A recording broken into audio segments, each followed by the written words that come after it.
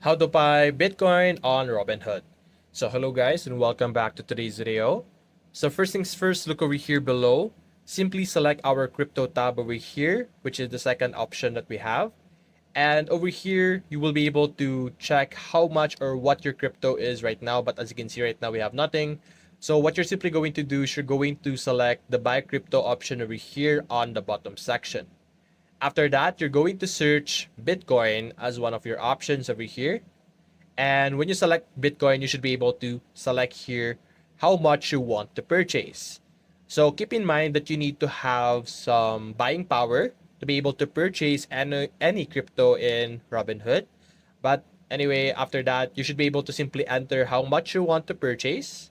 And then over here, you will be able to view or review how much you're buying, like the total cost and everything. And you're just simply going to click on a review and you will be able to file the process for your purchase. So that's basically it, guys. If you enjoyed this video, leave a like and subscribe. Thanks for watching.